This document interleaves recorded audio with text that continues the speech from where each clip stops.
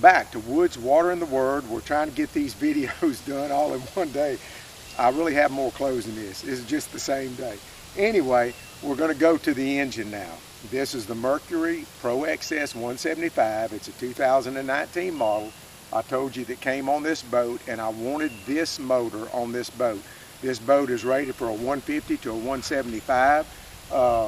It's interesting because the 189 TRX and the 18 TRX are the same identical boats, but the 18 TRX is rated for a 200.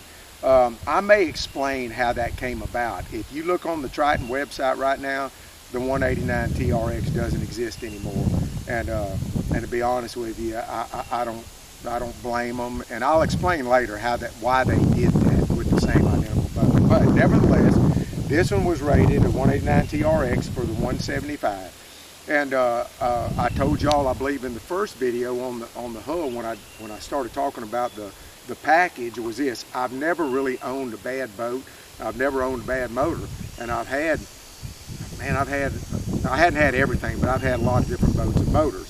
And but the reason that I chose the Mercury was a couple of things. One of them is it was the only 175 that was a 6-cylinder versus a 4-cylinder. And you might ask, well, what difference does that make for you? And what in my mind, what I thought was this: if you could spread the same horsepower over 2 extra cylinders, it was going to put less wear on the engine. Now, that may not, somebody may be watching this going, man, you're an idiot, that makes no difference. I don't know if it does or not, but it makes sense to me. So that was one of the things, that it was a 6-cylinder. The other thing is this: out of all the engines and basically the last 3 engines that I looked at, and again, I looked at them all, I had it there down in my mind before I found the boat or anything, was either the Mercury, the Yamaha, and it may surprise some, Suzuki. When I started doing the research on Suzuki, y'all, I can't find any reason not to buy one, because they are literally, I could not find any negatives on a Suzuki engine. And you might say, well, why didn't you go with a Suzuki? Because I wanted a 6-cylinder, and I wanted the lightest engine that I could get, knowing that I was going to have the boat was going to be heavy, and you know, and it wasn't rated for a 200 to give me that extra push.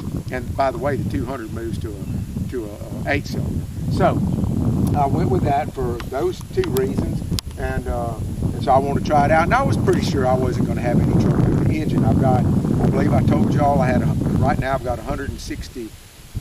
What I say, 164.4 hours, 163.4, something like that. Just a hair under 165 hours, and this thing has run like a champ.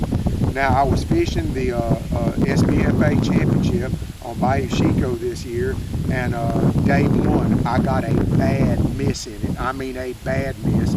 I got out my phone, went to my vessel view, and the vessel view told me that I had a low voltage fault, and to get back to harbor.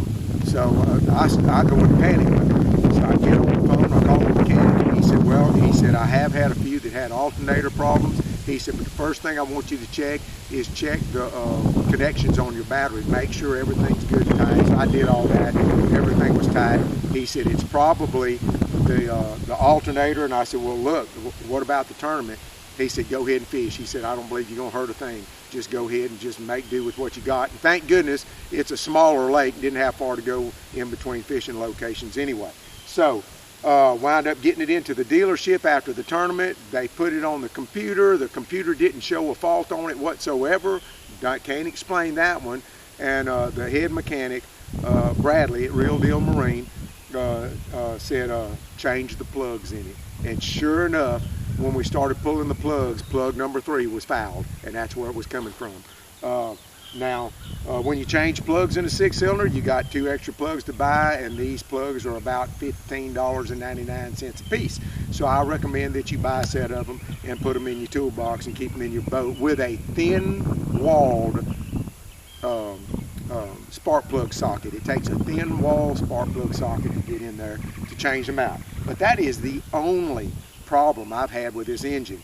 I've got a 21 pitch Tempest Plus on here. It'll run about 5,800 RPMs. Now y'all listen, GPS now, it averages, depending on temperature of the water, it averages between 58, 59 miles an hour with a full load with 2 fishermen to 6. I think the fastest I've ever got it is 61.7, and that's with a full load with just me in the boat and the water temperature being cooler. I'm talking to some guys that says they've got 150s and they're running 65 and 66 miles an hour. I'm not saying that they're disingenuous in their I just don't see how they're doing that with a 150. And I don't know, maybe there's a reason. I had a fellow tell me I might need to go with a 20 pitch and pick up the RPMs. I don't know. I'm happy with where it's at right now. You can hold on to it, you can control it, and I'll talk a little bit about how I set this thing up, because I didn't just put a prop on it, put the motor on it, or put the jack plate on it, because it didn't come with a setback plate.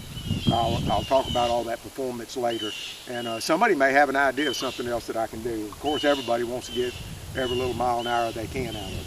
So with that, I'm about 50% of the time I'm a do-it-yourselfer. So I do all my oil changes in here myself. I do my lower unit oil changes myself. I change out fuel filters, and I change out obviously oil filters. And I got to tell you, this is a user-friendly engine. It is easy. The only little bit of trouble I had is when I changed out the fuel filter, and I changed stuff out before it needs to be changed. When I changed out the fuel filter, it was a little bit tight to get up into it, but it wasn't that big a deal. And so I highly recommend if you can do anything mechanical on your own, oh my goodness, just do it yourself, and you get some self-satisfaction out of it, and you save a few points anyway. Now my friends at the dealership may not want me to say that sort of thing, because that's how they make their living, and I understand that too, but I do enjoy doing these things on my own. So it's very, very user-friendly. I will share later on some of the ways to protect the engine if you're in storage, and this one don't stay in storage very long before it gets used. In fact, I'm getting ready right now. This coming week is the championship on Red River for the Skeeter Bass Champs, and fuel economy in this thing is unbelievable. You can run a while, but on the Red River, we're going to burn some fuel. But I'm glad I've got this engine on it, because it does well on fuel economy across the spectrum of RPMs. It does real well. So, am I happy with my Mercury Pro XS175? Absolutely. And again, Mercury's not giving me anything to say that. And I'm sure if I had the Yamaha or Suzuki or maybe even another brand, I may be saying the same thing. But I'm telling you, this engine has been a good engine. I would advise you to do this. Don't listen to street talk, because somebody's always saying something negative about something that they don't have. And y'all, well, man, don't get that one, because man, they blowing them up, or don't get that one over there, the props falling off, or the engines, all kind of crazy stuff. Look, do your research, do some open research on it, and then flesh that stuff out yourself. I don't think you can buy a bad motor, personally, but I love my Mercury Pro XS175, and I'm glad I've got that on there. That's going to be the last one that I do in these clothes, so hopefully I gave you a little bit of information on this. If you've got a comment or you've got a question, please let us know. Please subscribe to the channel, give us a thumbs up on the channel, and tell me if this is the kind of stuff that you want to see also. Because man, I want to break down shallow water anchors. I want to tell you how come I got the power poles, and how come I specifically went with the Sportsman series. I want to tell you about my trolling motor, why I went with the Minn Kota Ultrex, and set it up the way I set it up. Anyway, if that's the sort of stuff you want to see, please let me know, and we'll be happy to do it for you. Thank you, and we'll see you next time on Woods, Water, and the Word.